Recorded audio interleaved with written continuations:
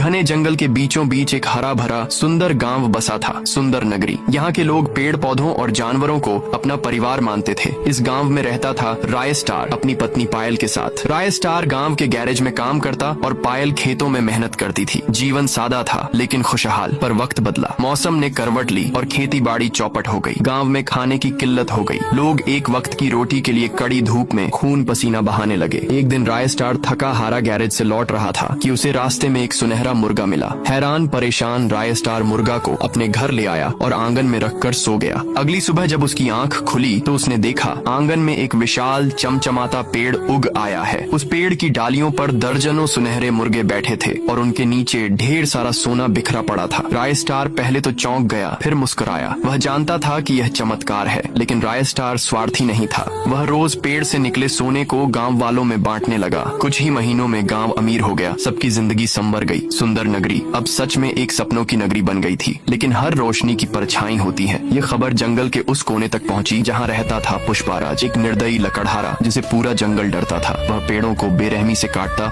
और अपने स्वार्थ के लिए प्रकृति का खून बहाता। जब उसे सुनहरे मुर्गों की बात पता चली तो उसकी आंखों में लालच की आग भड़क उठी। उसने जंगल के पास एक ढाबा खोल लिया ताकि हर गतिविधि पर नजर रख सके। रातों रात सुनहरे मुर्गे गायब होने लगे। असल में पुष्पा उन्हें पकड़कर मार डालता और खा जाता था। कई महीने बीते, राय स्टार कुछ समझ नहीं पा रहा था। फिर एक दिन पुष्पाराज अपने गुंडों की फौज लेकर जंगल पर टूट पड़ा। उसने पायल की हत्या कर दी, कीमती लकड़ियां और मुर्गे लूट लिए और पूरे जंगल को उजाड़ दिया। राय स्टार जब लौटा तो वह मंजर देखकर उसका दिल टूट गया। सामने पड़ी पायल की लाश और उजड़ा हुआ जंगल उसकी आत्मा को चीर गया। लेकिन वह टूटा नहीं। उसने बदला लेने की कसम खाई। अगली सुबह राय स्टार ने जंगल से 2 विशाल खतरनाक डायनासोर बुलाकर पुष्पा के राज्य में भेज दिए। उन दोनों ने राज्य को तहस नहस कर दिया। पुष्पाराज फिर एक रात जंगल में आया राय स्टार को खत्म करने। वह बोला, आज तुझे भी पायल की तरह गंदी मौत दूंगा। तभी तेज बिजली कड़की और दोनों के बीच एक भयंकर युद्ध छिड़ गया। आखिरकार राय स्टार ने पुष्पाराज को जमीन पर पटक दिया। वह मर चुका था। सुबह की पहली किरण के साथ जंगल में फिर हरियाली लौटने लगी। सुनहरे मुर्गे फिर पेड़ पर लौट आए। राय स्टार अब जंगल का राजा बन चुका था, एक ऐसा राजा जो अपने लोगों की रक्षा करना जानता था।